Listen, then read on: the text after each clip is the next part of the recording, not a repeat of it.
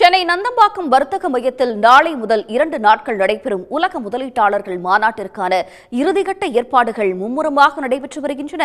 இதுபற்றி விவரங்களை தருவதற்காக செய்தியாளர் கண்ணன் இணைகிறார். கண்ணன், தற்போது வரை எந்த மாதிரியான ஏற்பாடுகள் செய்யப்பட்டிருக்கிறது? முழுமையான விவரங்களை சொல்லுங்க. தமிழ்நாடு அரசின் உலக முதலீட்டாளர் மாநாடானது நாளை தொடங்கி 2 நாட்கள் சென்னையில் உள்ள நந்தம்பாக்கம் வர்த்தக மையத்தில் நடைபெறுகிறது. குறிப்பாக கூற வேண்டுமென்றால் மிக பெரிய அளவிலான முதலீட்டுகள் இந்த மாநாட்டில் கையெழுத்தாக உள்ளன.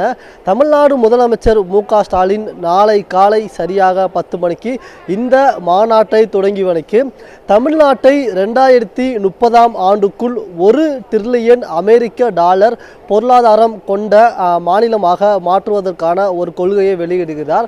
இதனைத் தொடர்ந்து செமிகண்டக்டர் தொடர்பான கொள்கையும் முதலமைச்சர் வெளியிட்டுள்ளார். இதனைத் தொடர்ந்து பல்வேறு வகையான அமர்வுகள் நடைபெற உள்ளன. 20க்கு 27க்கு மேற்பட்ட அமர்வுகளில் பல்வேறு வகையான உலகின் தலை சிறந்த பேச்சாளர்கள் மற்றும் பல்வேறு நாடுகளை சேர்ந்தவர்கள் இந்த அமர்வுகளில் கலந்து கொண்டு பேச உள்ளனர். குறிப்பாக கூற வேண்டுமென்றால் ரிசர்வ் வங்கியின் முன்னாள் ஆளுநர் ரகுராம் ராஜன், இந்திய அரசின் முன்னாள் தலைமை பொருளாதார ஆலோசகர் அரவிந்த் சுப்பிரமணியன் மற்றும் தமிழ்நாடு அரசின் நிதியமைச்சர் தங்கம் தென்னரசு உள்ளிட்டவர்கள் பல்வேறு அதிகாரிகள் இந்த மாநாட்டில் கலந்து கொண்டு பேச உள்ளனர்.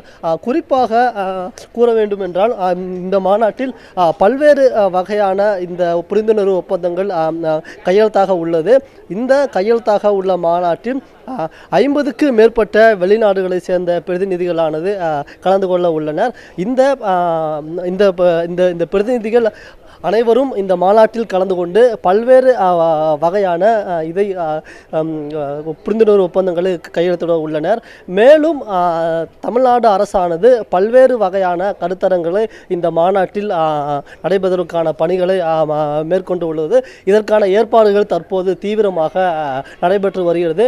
குறிப்பாக கூற வேண்டுமென்றால் உலகில் உள்ள 7க்கு மேற்பட்ட நாடுகள் இதன் முக்கிய பங்குதாரராக உள்ளன. அதாவது கண்ட்ரி பார்ட்னர் என்று அழைக்கப்படும் 7 நாடுகள் இதில் முக்கிய பங்குதாரராக உள்ளனர்.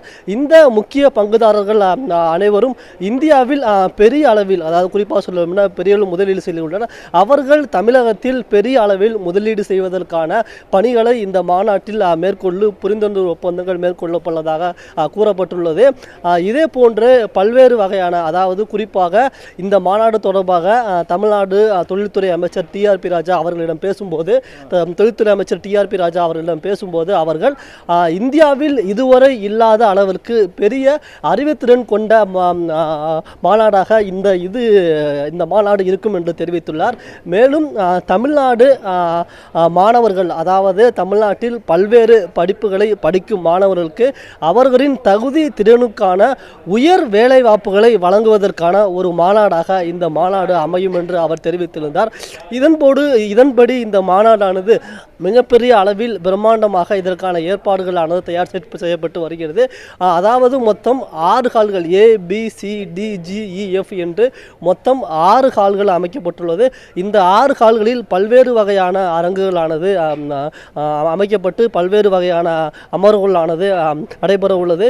இதே போன்று ஸ்டார்ட் அப் என்று அழைக்கப்படும் புத்தொழில் நிறுவனங்களுக்கான தனி பெவிலியனும் அமைக்கப்பட்டுள்ளது. மேலும் சிறு குறு தொழில் நிறுவனங்களுக்கான தனி பெவிலியனும் என்று அமைக்கப்பட்டுள்ளது. குறிப்பாக கூற வேண்டுமென்றால் அதாவது ஃபெமி என்று அழைக்கப்படும் புத்தொழில் நிறுவனங்களுக்கான தனி அமைப்பாக உள்ள ஃபெமி என்ற அமைப்பு சார்பில் தனி ஒரு அரங்கம் அமைக்கப்பட்டுள்ளது. அதே போன்று கைடன்ஸ் சார்பில் தனி ஒரு அரங்கமும் அமைக்கப்பட்டுள்ளது. இதே போன்று தமிழகத்தில் தற்போது உள்ள MSME தொழில்கள், புத்தொழில்கள் ஆகியவற்றை பல்வேறு நாடுகளிலிருந்து வரும் முதலீட்டாளர்களுக்கும் மற்றும் பிரதிநிதிகளுக்கும் விளக்கும் வகையில் பல்வேறு அரங்குகளானது அமைக்கப்பட்டுள்ளது. தற்போது இதற்கான ஏற்பாடுகள் அனைத்தும் இறுதிக்கட்டத்தில் உள்ளது. இந்த ஏற்பாடுகள் அனைத்தும் இன்று மாலைக்குள் முடிந்து நாளை காலை சரியாக 10 மணிக்கு இந்த மாநாட்டை தமிழ்நாடு முதல்வர் மு.க. ஸ்டாலின் தொடங்கி வைத்து உரையாற்ற உள்ளார். நாளை தொடங்கி நாளை மறுநாள் மாலை வரை பல்வேறு கால்களில் பல்வேறு நாடுகளுடன் சேர்ந்த பிரதிநிதிகளுடன் புரிந்துணர்வு ஒப்பந்தங்கள் கையெழுத்தாக உள்ளது. தங்களுடைய விவரங்களுக்கு நன்றி கண்ணன். உடனுக்குடன் செய்திகளை தெரிந்து கொள்ள சன் நியூஸ் பெல் ஐகானை கிளிக் பண்ணுங்க.